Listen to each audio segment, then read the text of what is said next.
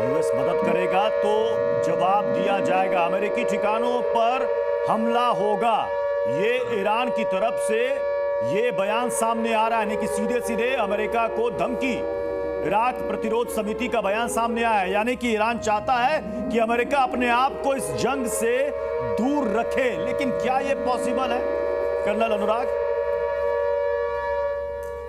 जी, America का तो एक तरह से प्रॉक्सी रूप में इसमें ऑलरेडी इन्वॉल्व हो रखे हैं वो काफी दिनों से, लगभग 1 साल से वो लोग इनडायरेक्टली इन्वॉल्व हैं इसके अंदर। क्योंकि अगर आप ध्यान रखें तो जब इनिशियली जब वॉर हुई थी उससे पहले यूक्रेन और रशिया की वॉर चल रही थी, तो एक बहुत बड़ा जो एमुनिशन का जो जखीरा था जो इजराइल से निकल के यूक्रेन की तरफ गया था, तो एक बार इजराइल के अंदर जो एमुनिशन था वो काफी कम हो गया था।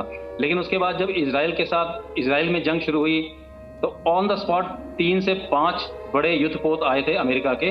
तो वो क्या लेके आए थे? वो बहुत सारा एमुनिशन लेके आए थे। तो अमेरिका की इन्वॉल्वमेंट तो ऑलरेडी इसके अंदर है और पिछले 1 साल से ये लोग इन्वॉल्व हैं। क्योंकि इतना एमुनिशन अगर आप देखें, अगर आप सिर्फ आयरन डोम की बात करें तो आयरन डोम के अंदर जितने मिसाइल दागे जा रहे हैं, जितने रॉकेट दागे जा रहे हैं, ये सब कहाँ से आ रहे हैं? ये सारे के सारे अमेरिका की सपोर्ट से ही आ रहे हैं।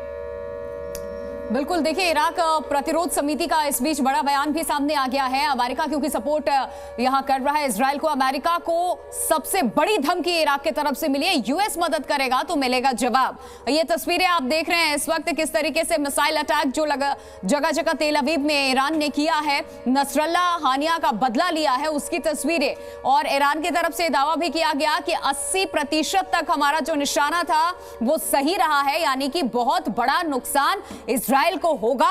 देखना होगा कि आखिर कितना बड़ा नुकसान होता है। इजराइल की तरफ से भी स्टेटमेंट जारी किया गया है कि हम पर हमला हुआ है। इस बात की पुष्टि तो हो चुकी है क्योंकि ये तस्वीरें भी सामने आ रही है। इजराइल भी खुद कह चुका है कि हम पर अटैक किया गया। ईरान ने नसरल्ला और साथ ही इस्माइल हानिया का क्या बदला लिया है। यहां आपको यह भी बता दें कि खामेनेई को सबसे सुरक्षित स्थान पर भेज दिया गया है। आतंकी हमले में इजराइल को ये सबसे बड़ा नुकसान पहुंचा है। इजराइल में अब तक 6 लोगों की मौत की भी खबर सामने आ गई है। देखिए, आप जो आंकड़े हैं मौत का वो सामने आ गया, 10 लोगों के घायल होने की खबर है। ये शुरुआती आंकड़े में सामने आ रहे हैं। आप सोचिए, पहली खेप में 100 मिसाइल से हमला होता है, दूसरी खेप में 150 मिसाइल से हमला होता है। अशोक मेरे सहयोगी मेरे साथ स्टूडियो में इस वक्त मौजूद हैं, जो बता रहे थे कि किस तरीके से इजराइल में रहकर भी आए हैं। अशोक, इन जिस जगहों पर ये मिसाइल गिरती हुई नजर आ रही है, चाहे रेलवे स्टेशन पर जैसे आतंकवादियों ने हमला किया है, शुरुआती जानकारी, ये मौत का आंकड़ा डराने वाला भी हो सकता है इस 2 अटैक के बाद इजराइल में। बिल्कुल आप सही कह रही हैं। अक्टूबर 7 याद कीजिए, जब अक्टूबर 7 में हमास ने अटैक किया था तो उन्होंने सबसे पहले इजराइल के सरजमी पर आए और उसके बाद उन्होंने सबसे ज़्यादा अगर टारगेट किया तो वो पार्टी जहाँ पे हो रही थी, यानी कि सबसे ज़्यादा लोग जहाँ पे थे।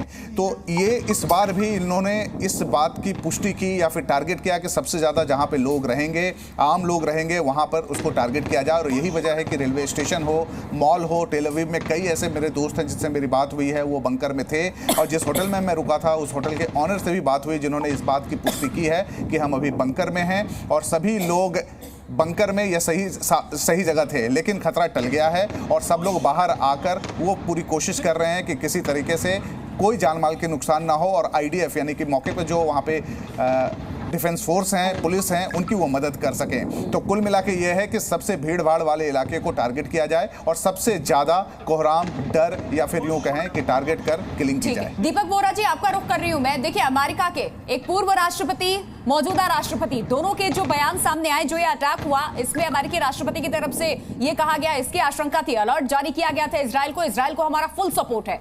दूसरी तरफ जो बयान सामने आया ट्रंप का कि इस हमले को रोका जा सकता था। ये 2 अलग विचारधारा के लीडर्स हैं, 2 अलग तरीके से इस चीजों को देखा जा रहा है, इन चीजों को। और जैसा आप बता रहे थे कि ये यही चाह रहा था अमेरिका, एक तरीके से उकसावे में ईरान फंसा, ये अटैक उसने किया। अब अमेरिका के पास भी ये रास्ता खुल गया कि वो पहले इजराइल को सपोर्ट करके इस तरीके से, अब इजराइल हमला कर रहा था, बैक सपोर्ट में अमेरिका था, अब खुल करके सपोर्ट करेगा, हमला करेगा। और इन सब के बीच में वहां इलेक्शंस भी हो रहे हैं। इन दोनों प्रेसिडेंशियल कैंडिडेट्स की स्टेटमेंट्स आपने बहुत अच्छी तरह से बताया, मैंने भी उनको देखा है। दोनों का अंडरलाइंग जो थीसिस है वो ये है कि इजराइल को सपोर्ट करना है। डोनाल्ड ट्रंप कहते हैं कि ये रोका जा सकता था, जो बाइडेन कह रहे हैं कि अब हम रोकेंगे उसको, हमला हो चुका है। दोनों ये कहते हैं कि full support for Israel. I am convince, मैं तो उस एरिया में 20 साल रहा हूं, मैंने देखा है वहां पर क्या हो रहा है। ये इजराइल के लिए मौका है कि वो पूरी तरह से ईरान को इक्वेशन से बहुत सालों के लिए हटा दे। और मेरा मानना है कि उस इलाके के जितने लोग हैं वो इससे बहुत संतुष्ट होंगे, वो भी मदद करेंगे। वो जो पूरा अप्रैल में ईरान ने वो दिवाली का प्रदर्शन किया था, कितने सारे ड्रोन भेजे थे इजराइल की तरफ, बता के कि हम भेज रहे हैं, वो जो शूट डाउन कर दिए थे उन्होंने भी, और बहुत से अरब कंट्रीज ने भी उनको गिरा दिया था, जॉर्डन ने, सऊदी ने भी कुछ किया था। मेरा मानना है मैम कि अब ये जो है जंग, ये ईरान को बहुत भारी पड़ेगा, क्योंकि ईरान पंगा ले रहा है उन लोगों के लिए जो ना उसके चाचा हैं ना दामाद। जी न्यूज़।